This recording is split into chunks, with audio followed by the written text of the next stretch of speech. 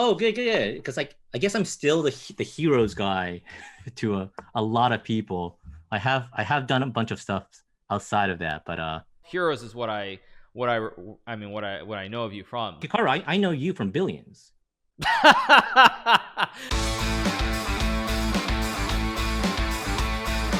I was a big chess nut, yeah, especially in high school. Hmm. Back in the day, it's like I went to an all boys school, so I was in the math club, the computer club, and the chess club. Was Wow. it was a very very How did you find the time for all those things? Because like obviously with chess, your rating is 1846, so you played quite a bit. So how did you find time? Because obviously chess is a game that requires, it's very time consuming. yeah. I mean, it's ironically, it's in high school it's like extracurricular. I mean, I didn't do any other sports per se. I guess I was in a fencing club, but um it's like I had time to go. We had fun playing.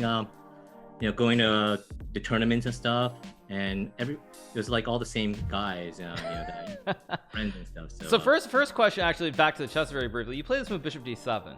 yeah, Is that the move you intended to play? yeah, You did? yeah. Because I think you have another line in mind, but actually this move order technically is incorrect. Oh, it isn't. I won't take advantage because there's a way that I think white's better probably, which I think is c4. Okay. But I'll just play knight f3. I hate the advanced line because I always got it's like the poison. I never got around to doing the poison pawn and like I should play the b6 bishop a6 line, but Well, I think against the advance, it doesn't. The advance normally black plays c5 on move 3 versus bishop d7. Although you can always play c5 later, like after my next move or two. But I'll just play c3 in this game. Okay. So I made the control 15 minutes. Is that okay? yeah. Okay. Because for me, it's like I got to a point like like the openings are so like hard to remember everything, and like once at the top level you have to study all the good openings, right, and stay up on theory. There was a point where I actually like bossed some of the informants. Back in No, that's really funny because my chat and probably even most of the people, I feel like my generation around my age is the last generation where people actually know what informant is. I think most people, even if they're strong amateur players now, they don't know what informant is. So I'll let you explain what that is. Oh, does it not exist anymore? I mean, maybe it technically exists, but nobody uses it. No. No, that's like 20 years in the past, kind of. Yeah, it's like the basic, it had all the list of all the new games, right? Of all the top tournaments and the grandmasters. So, and everything in there was like there was really no words. It was just all notations and symbols, exclamation points, exclamation question mark, and like this is a novelty, this is a new thing. Like that's when you find out, oh, okay, Gary Kasparov introduced a new line, new knight sack line in the same-ish, or whatever it is, right? Right, exactly. Yeah. So it's like I would say, well, actually, I'm just gonna say this for my chat because they'll probably be baffled by this. But there was a time when you played an opening like the French defense, for example, and people don't look at this, but at the top, and when you're playing in live chess, you'll see it says CO2, which basically defines what the opening is. There for a long time, when informants were around, they would go A00 to A99, B00 to B99, C00 to C99. And so forth. And informant, usually that's how they classified it because that was the classification system in the books from the old days.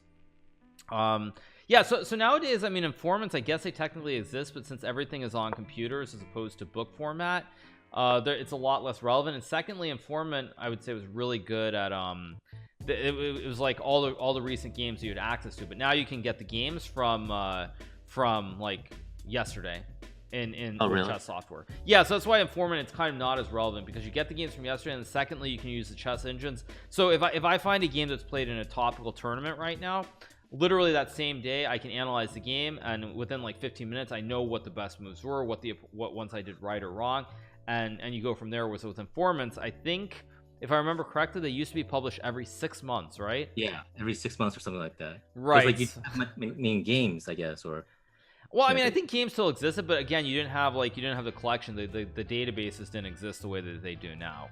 So right. Yeah, it's very, very different. It's yeah. crazy. So things has definitely changed. I would think. So, but yeah, I mean, go ahead. No, go ahead.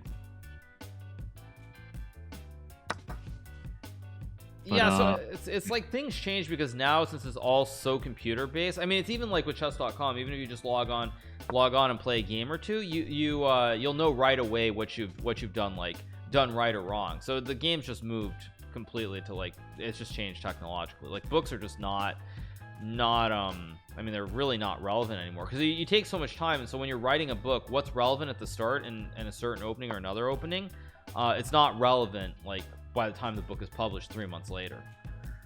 Yeah, that's kind of cool. So 54% of my chat has seen you in Heroes, by the way. 54% in Heroes, 22% in Hawaii 5-0. Oh, good. Because I guess I'm still the Heroes guy to a lot of people. I have done a bunch of stuff outside of that, but sorry. I was kind of curious if that's like so you said you've done a lot of other stuff, but like even for myself, Heroes is what I know of you from. So like, do people still come up to you and they talk about Heroes even now? Yeah, I mean, some people do. I mean, I guess it gets replayed on Netflix and some of the other streamers now, so it's starting again, which is nice. So there's a new generation who's interested. So which is kind of, people are refining again. So I'm very proud of the work we did on that. So I definitely can't. Great. Yeah. Wow. Amazing. Because Hikaru, I know you from Billions. I'm gonna assume that's. Oh, is that where you discovered me? Is that what you mean? Exactly. Or are you making a joke? I'm not sure. Are you making a joke or are you being? I can't tell. No. I thought your performance on Billions was really nice, awesome. But I found I actually, to be honest with you, I knew about you a long time ago as like a chess prodigy, and a lot of my fans back in the day were like, "Oh, there's another Nakamura." There was like 3 famous Nakamuras, right? There was my character, and then you, and then also Haruki Nakamura, who was the football player. Yes, football player. So it's like people got us all kind of confused, or Well, yeah, because there aren't something. Well, I know Haruki and Hikaru is an anagram, and and then Hiro, of course, is very close to. Yeah, no, I mean, obviously, like, I watched Heroes. I think that was what year was that again? God, it's 2006. I almost said 19, but it's not that bad. Not that bad, thank God. Because I think I watched that on like an actual TV. I think it was on NBC, right? I think I watched it on an actual TV. Okay. Well, thank you for watching, and thank you, Chad, and nice to all meet you.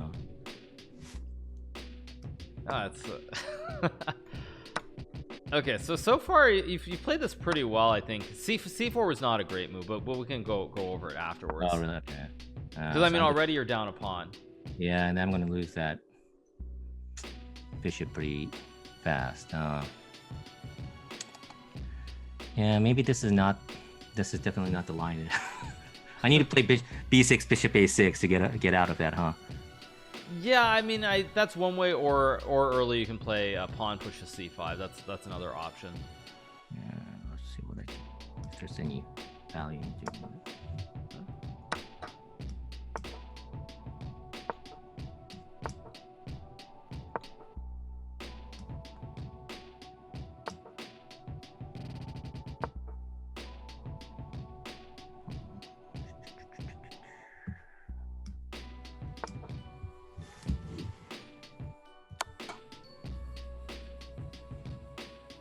Yikes. Oh, okay. Can I resign? Yeah. Of course you can. Yeah, you can resign. I can just create an analysis board. So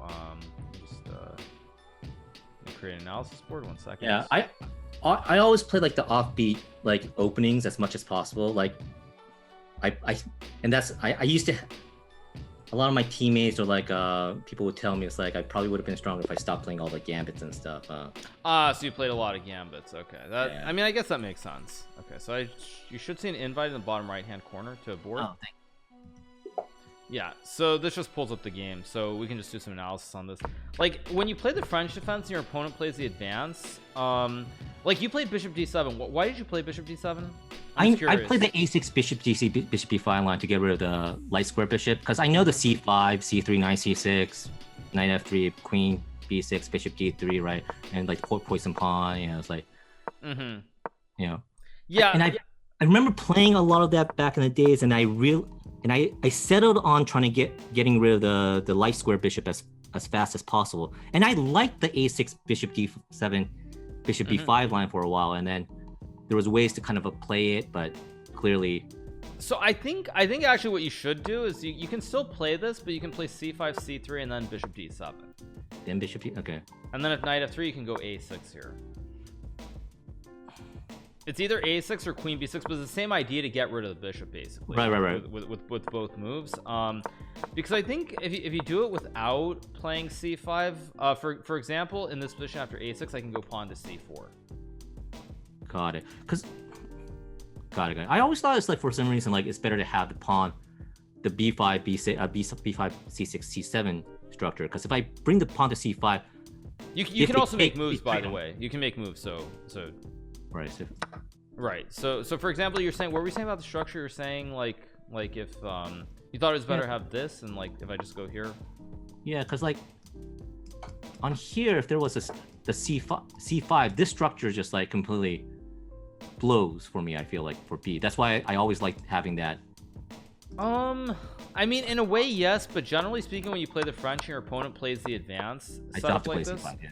Like the thing is, you at some point, if white gets a structure with like the 4 pawns like this, it's very hard to sort of attack it with f6 because you also need there to be another stress point on d4 as well. Right. So that's why normally you actually should go c5 at some point, because if you ever just play even kind of like what happened in the game, for example, I mean you never really get this f6 break here. Yeah. So if you can't really break in the center, then white just has a lot more space. And kind of what I did in the game where I just maneuver my knight around, it's just generally speaking, when your opponent has more space. So here white has more space because of the pawn structure, and your pieces are a little bit more cramped because of where your pawns are, right? So generally when your opponent has more space, there are two things that you want to do. You want to either try to trade, you want to sort of create open files and sort of a break in the center with like f6, or you want to trade off pieces. But you can't really trade. I mean, you can't trade knights or bishops here because it's just a very closed position, and you also can't really play f6. And I mean, you could play c5, but you've already played c6. So normally, like when in that situation, that's why you kind of need to always play c5, because you need to put pressure on both d4 and d5 when you play like f6 or try to challenge the center here. Got it. So what I would say is actually what you did, I think, is relatively fine. Probably I would play c5 c3 bishop d7, and then after knight f3 go like a6 here, or you can go queen b6 with this idea of bishop b5. This is also a very playable line as well. But I could also play b6 bishop a6 too, right? In some scenarios, but if you want to play b6, well, first of all, you can't really go b6 here, because what I'll do is I'll just play like knight f3, and if bishop a6, I can trade and go like c4 here. Yeah. And basically the problem is the same kind of problem, which is that here you can't really ever play c5, and I'm threatening like queen a4 check to win the knight. Got it. So if you want to play b6, you actually can, but the way that you would do this is, so first you would play c5 c3, and now you would go b6 here. And the reason you go b6 is you want to play bishop a6, but there's a secondary reason. That is, once I go knight f3 here, you can't go bishop a6 because I trade the bishops and go check again. But you can actually go knight to e7 here. And so now this move makes a lot of sense, because you protect the pawn if I ever take on c5. Right. And then if I play like bishop d3, you actually go knight here. So when you move the knight here, you prevent the check. So if I castle, now you can go bishop to a6. And essentially it's the same kind of thing. Let's say I just trade and play something similar. You go like bishop e7, castles, and then at some point, let's just say knight f1, you can play knight c7, knight g3, and then like f6 here. And this is kind of the sort of more or less the ideal setup that you're looking for, because you're putting pressure on d4 and pressure on e5. And if they play queen a4 while the knight was still on a6, do you counter with queen c8? So yeah, so this position, yeah, queen a4 here, yeah, you go knight back to b8. Because the reason is that like you really ordinarily, like in this other line where knight d2, you want to put the knight on c7 and have the knights like this, because also the knight can go to b5 and attack the pawn on d4. But if your opponent plays queen a4, you can go back this way, and eventually you're going to play queen c7 and put the knight on d7 here. Got it. And then the white queen is kind of misplaced because it's on a4 where it's not really threatening anything. Like even something like this, just castle. So queen isn't really doing anything. The knight is guarded, the pawn is guarded on a7, and it just doesn't really, it's not useful. So eventually I'm gonna have to move the queen to like c2 or d1 and move it back and try to put it on the other side of the board towards where your king is. Right. Okay. So those are the main things I would say about, at least at the start of the game. Is like if you want to play b6, you can, but remember you need to go b6 to protect the pawn, so that you can go knight e7, knight e6, and then bishop a6. Or you can go the other way, as I said, where you can play this bishop d7 line with either a6 or with queen b6. Both moves are very playable here. Cool. Okay. So, one last thing about the structure, because you said something like you thought the structure was really bad, right, with the pawns like this. Yeah. So the reason that it's not actually that bad is because after, let's say, a castle, you can play b4. b4, got it. And again, you're trying to break up this pawn chain basically. And for example, let's just say I play like rook e1, you take. You can even play like this and play b4 to further destroy the pawn chain. Nice. So in general, if you get the structure with the like the structure with the pawns here, it's actually not that bad. It's quite playable. As long as I don't trade on d4, then I'm fine. At least in some cases you can even trade on d4 and just go b4. Have these isolated. Yeah, I think the thing is that basically down the road you're gonna probably again try to the knight can't go to c3 obviously, so I have to go to d2, and down the road you can always play like queen b6, or actually probably not knight e7 here, maybe like rook c, actually you can even go b3, sorry, you can go b3 here, like a3 and then like knight a5 followed by knight e7, knight c6, and eventually at some point you're going to go knight c4 and try to take advantage of these pawns on b2 and a3. But in general, yeah, I mean you are right though that the biggest issue with the French defense is the light square bishop. You don't want to get it stuck behind the pawns, and in many variations, especially the advance, you can end up with this light square bishop being terrible. So the idea of trying to trade the bishop is really good. So then in the game, I'm trying to think if there was anything else. Yeah, see the problem basically in the game is that you just end up with this passive position where you can't really play f6, you can't really play c5.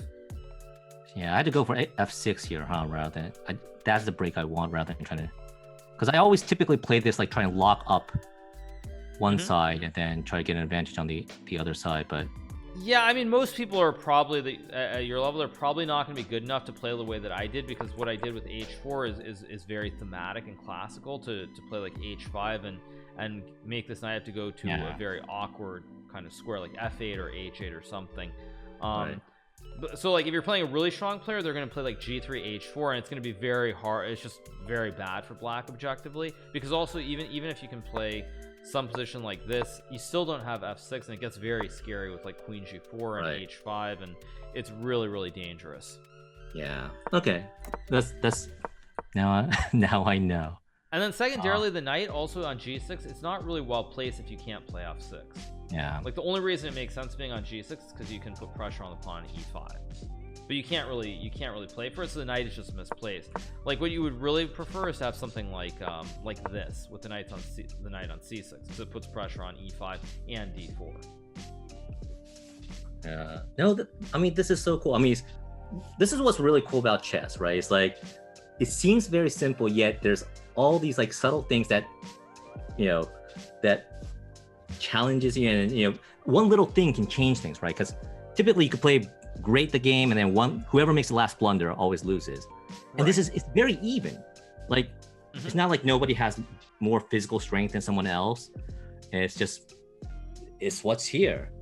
Yeah, no, I totally agree with that. I mean, that's like that's what's so fascinating is even this opening, like this is one of the things I think that a lot of people don't understand is like, so the way that I'm explaining this, since you're pretty strong, you've played a lot of chess, like these minor things, like for example how at the start of the game, like that I can go c4 and be much better. These are the sorts of things that only apply at the top level, but as you improve, you start to study more, you understand these sorts of things, whereas a lot of people just assume openings are super important at the very beginning, but these little nuances of like move orders or where you put the pieces generally aren't that important right away. They really matter once you've been playing a lot.